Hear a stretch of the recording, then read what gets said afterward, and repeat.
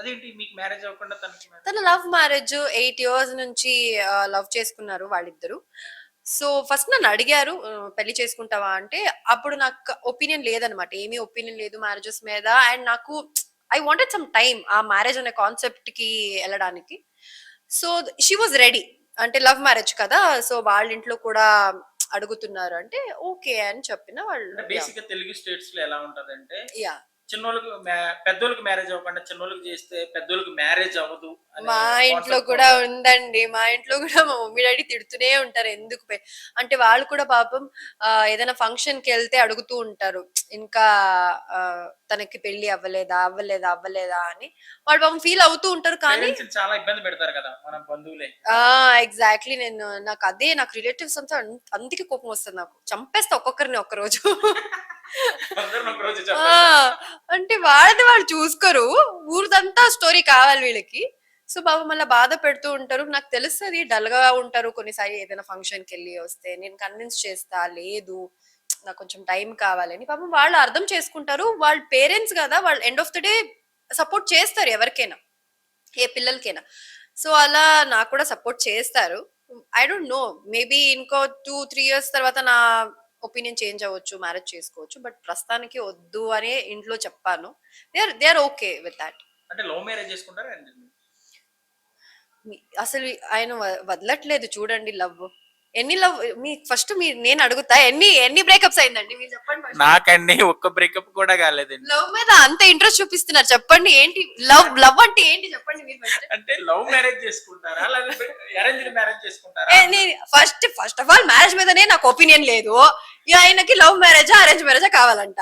తర్వాత అప్పుడు ఒక 2-3 years తర్వాత రండి, అప్పుడు చెప్తా అప్పుడు ఏముందో నా మైండ్ లో. అప్పుడు ఏదైనా నేను లవ్ లో ఉంటే లవ్ మ్యారేజ్ చేసుకుంటా అని చెప్తా, లేకపోతే లేదండి ఎవరు దొరకట్లేదు అరేంజ్ మ్యారేజ్ అవుతున్నా అని చెప్తా. ఓకే. మూవీస్ ఏం చేశారండి? మూవీసా?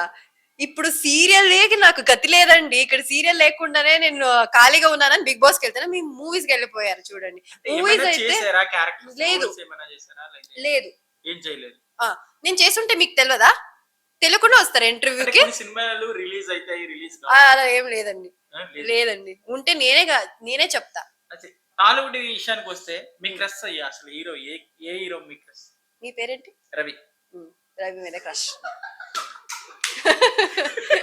వేసుకుంటారండి బాబు. నాకు యష్మి గౌడ గారికి ఎలాంటి సంబంధం లేదు.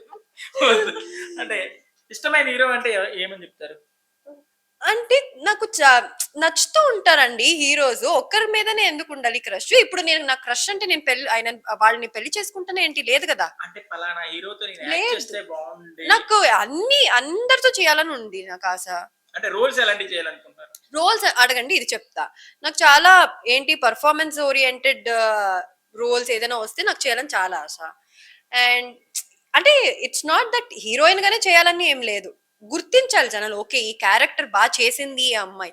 సో అలాంటి ఏ క్యారెక్టర్ వచ్చినా I'm very happy, I'll be very happy to do that. ఇప్పుడు పవన్ కళ్యాణ్ గారితో యాక్ట్ చేసే అవకాశం వస్తాయి, ఏంటి పరిస్థితి? కళ్ళు మూసుకొని ఒప్పుకుంటా నేను. ఏ క్యారెక్టర్ అయినా? ఏ క్యారెక్టర్ అయినా. ఇప్పుడు అల్లు అర్జున్ గారితో? అల్లు అర్జున్ గారితోను. అల్లు అర్జున్ గారితో ఒప్పుకుంటా. ఫస్ట్ ఆఫ్ ఆల్ మాకు మూవీ ఆఫర్స్ దొరకడమే కష్టం. అంటే నాకు చిన్నప్పటి నుంచి మూవీ చేయాలని చాలా ఆశ ఉంది. ఓకే. యా. ఇప్పటి వరకు బిగ్ బాస్ సీజన్స్ ఏమైనా చూసారా మీరు? చూసాను, కన్నడ బిగ్ బాస్ కూడా చూసాను, తెలుగు బిగ్ బాస్ కూడా చూసాను. అందుకే చెప్పాను నేను చాలా పెద్ద ఫ్యాన్ బిగ్ బాస్ కి. సో చూసి చూసి నాకు అది అలవాటు అయిపోయింది అనమాట. అంటే ఆ సిచ్యువేషన్ లో నేను ఉంటే నేను ఎలా ఉంటాను, ఏం చేస్తాను అని. సో నాకు అది ఎక్స్పీరియన్స్ చేయాలి. ఇంకా లైవ్ లో ఆఫర్ వచ్చినప్పుడు నేను నో అనలేదు, ఇంకా నేను వెళ్ళాలి, అవన్నీ ఎక్స్పీరియన్స్ చేయాలి, అంతే బయటికి రావాలి. అప్పుడు నాకు కొంచెం ప్రశాంతంగా ఉంటాను. నెక్స్ట్ బిగ్ బాస్ 7 సీజన్స్ చూసారా మేడం? లేదండి అంత లేదు, ఒక పాస్ట్ 3 సీజన్ నుంచి చూసా. సన్నీ మీకు నచ్చిన కంటెస్టెంట్? నచ్చిన కంటెస్టెంట్ అబ్బా, ఏంటండి ఇలాంటి క్వశ్చన్స్ అడుగుతారు మీరు. చాలా మంది నా ఫ్రెండ్స్ వెళ్ళారు, ఇప్పుడు ఒకరి పేరు చెప్తే ఇంకొకరు ఫీల్ అవుతారు.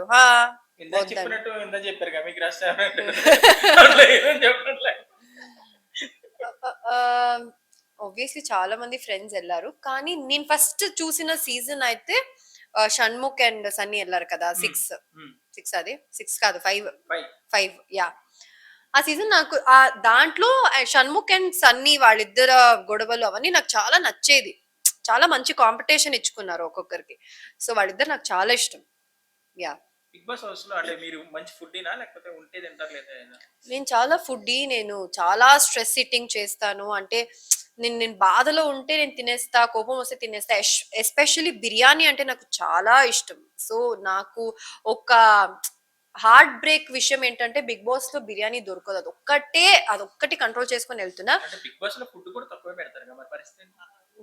ఓకేలే, ఇంకా ఆప్షన్ లేదు కదా. ఒకటి కావాలంటే ఒకటి వదిలేయాలి. అన్ని దొరకాలి అంటే ఎలా? ఓకే. సో యా, అది ఒక్కటి. అంటే బిర్యానీ అనేది మిస్ అవుతాను తప్ప, అదర్వైజ్ నేను ఫుడ్ యాక్చువల్లీ తక్కువ తింటా. బట్ కోపం వచ్చినప్పుడు, ఏడుపు వచ్చినప్పుడు ఫుడ్ కావాలనిపిస్తది. అప్పుడు చూడాలి ఏముందో ఆప్షన్ అక్కడ. బిగ్ బాస్ హౌస్ లో ఏముంటుందో అది తినేయాలంతే. ఓకే.